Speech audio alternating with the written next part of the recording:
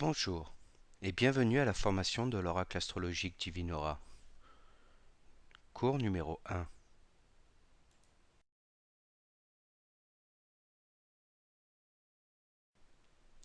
Cours numéro 1. Les maisons astrologiques. Les 12 maisons astrologiques correspondent à 12 secteurs de la vie du ou de la consultante. Ce tirage est très précis et permet de donner un maximum d'informations pour une durée de 12 mois.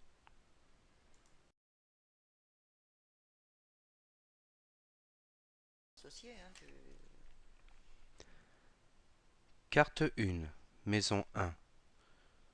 Elle est associée au signe du Bélier et à la planète Mars. Elle correspond au domaine d'action de ou de la consultante.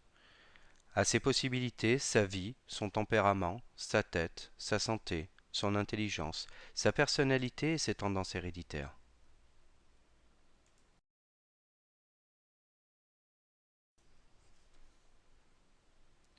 Carte 2. Maison 2. Elle est associée au signe du Taureau et à la planète Vénus. Elle correspond à l'argent de ou de la consultante, à ses acquisitions, aux gains, la chair, les placements, les banques, les comptes, la gestion.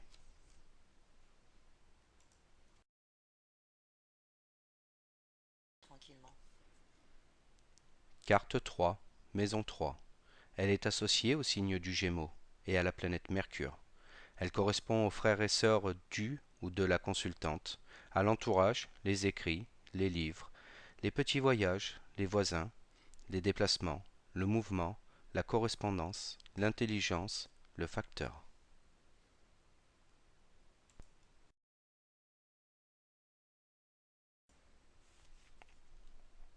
Carte 4, Maison 4. Elle est associée au signe du Cancer et à la planète Lune. Elle correspond au foyer, du ou de la consultante, au domicile, au bien immobilier, au patrimoine, au père si le consultant est un homme, à la mère si la consultante est une femme, la famille, l'hérédité, l'occultisme.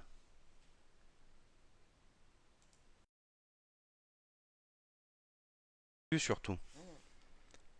Carte 5, Maison 5. Elle est associée au signe du Lion et à la planète Soleil.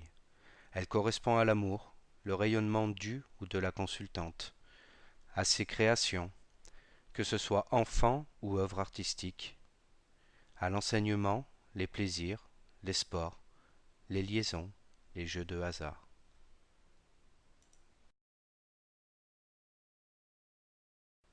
Carte 6, Maison 6. Elle est associée au signe de la Vierge, la planète Mercure.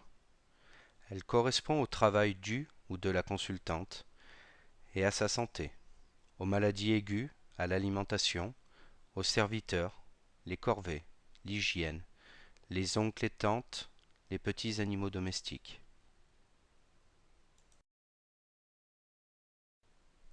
Carte 7, Maison 7. Elle est associée au signe de la Balance et à la planète Vénus. Elle correspond au mariage et contrat du ou de la consultante, au procès, aux ennemis déclarés, le public en général, les grands-parents, la vie sociale, la vie mondaine et association, au conjoint.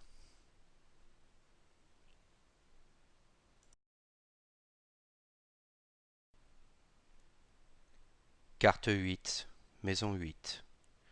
Elle est associée au signe du Scorpion, la planète Pluton et Mars. Elle correspond à la mort, les transitions et les héritages du ou de la consultante, à l'invisible, la perte, la sexualité, la fortune du conjoint, les pouvoirs secrets, la magie, les greffes, médicales ou autres.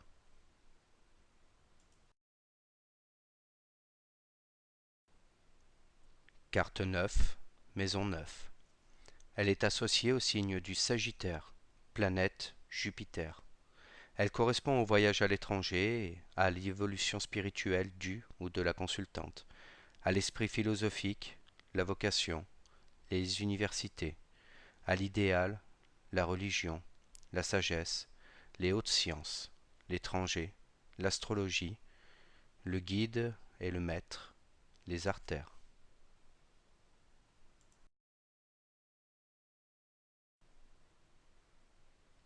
Carte 10, maison 10. Elle est associée au signe du Capricorne, planète Saturne. Elle correspond à la position sociale et à la carrière du ou de la consultante, aux honneurs, le pouvoir, la maturité, le succès, à la mère si le consultant est un homme, au père si la consultante est une femme, l'ambition et la célébrité.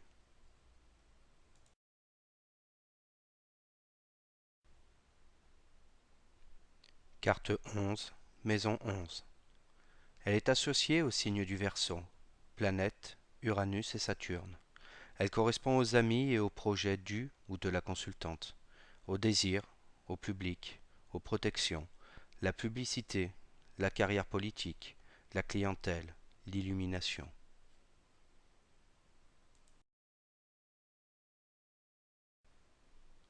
Carte 12, maison 12.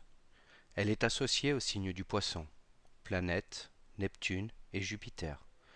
Elle correspond aux épreuves du ou de la consultante, à ce qui est caché, les opérations chirurgicales, les hôpitaux, les longues maladies chroniques, l'occultisme, l'astrologie, les rivalités secrètes, les grands animaux, les crimes et trahisons, le suicide, les apparitions et disparitions.